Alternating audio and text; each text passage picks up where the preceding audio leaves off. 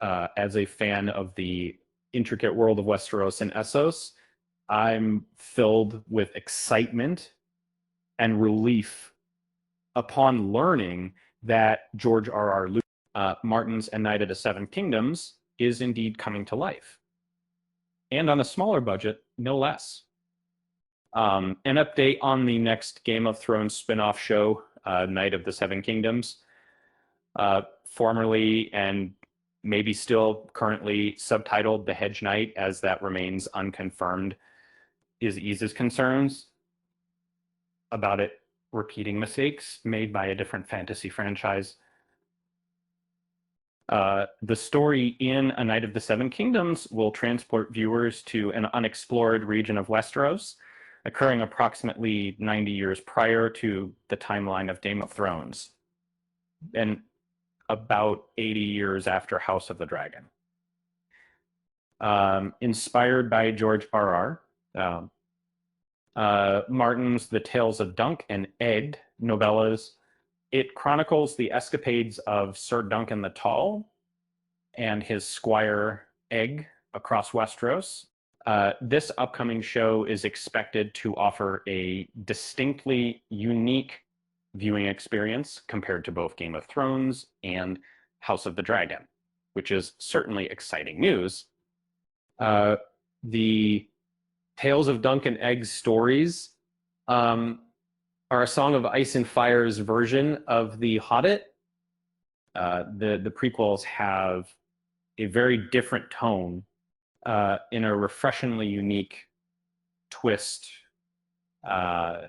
George R.R. consistency provided for real life.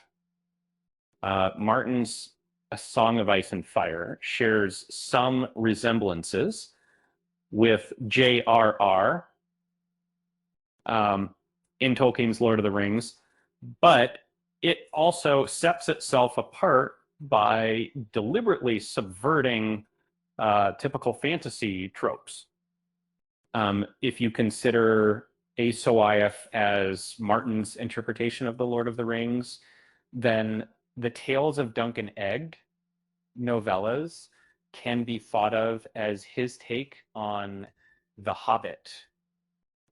Similar to The Hobbit, these tales occur several decades prior to the main narrative and contain familiar elements alongside unique characters and settings.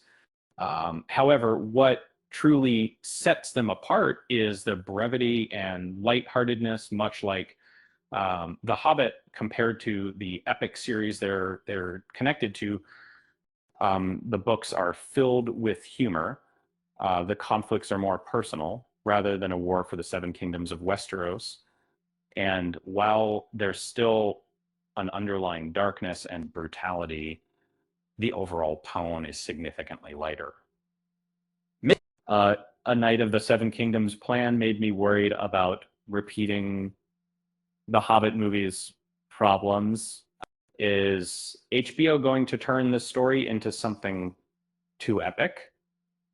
As a devoted fan, I can't hide my joy over the screen adaptation of the captivating Dunk and Egg novellas.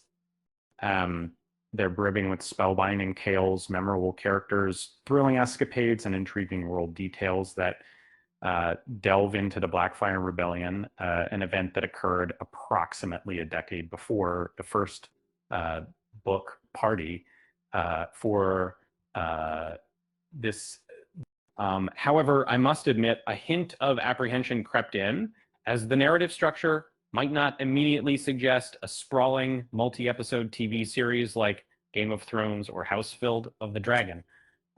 It was somewhat comforting to learn that The Knight of the Seven Kingdoms Season 1 will comprise merely 6 episodes, but this news did little to ease my worries about the material being overextended.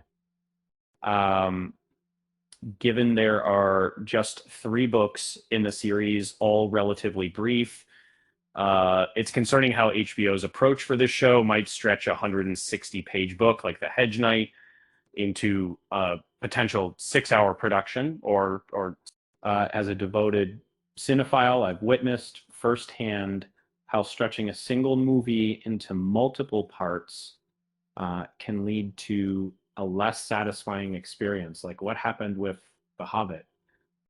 Instead of one delightful fantasy prequel to Lord of the Rings, it was split into 3 films, totaling nearly 8 hours for the non-extended versions.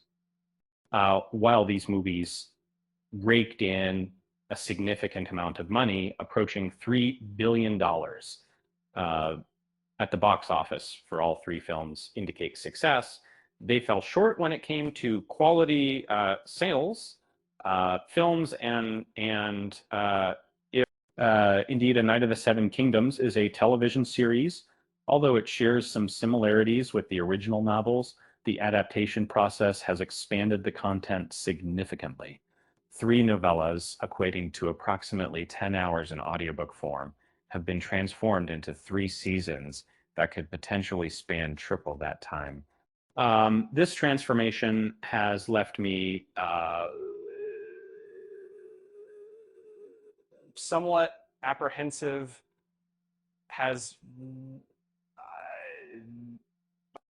Notably, HBO has achieved great success with Game of Thrones and House of the Dragon, 2 shows that, despite their differences, are both epic productions offering grand spectacles. Given the immense popularity of these series, one might expect them to continue this successful trend with the next spin-off of A Night of the Seven Kingdoms budget avoids the Hobbit's problem. It's reassuring that one of my worries has been alleviated directly by the author himself, which is a third room of the other time. It's not knowing of the one who really might have liked Martin. He mentioned in a blog post that the budget for A Night of the Seven Kingdoms is smaller, which is good news since it implies they aren't aiming to simply replicate the look of Game of Thrones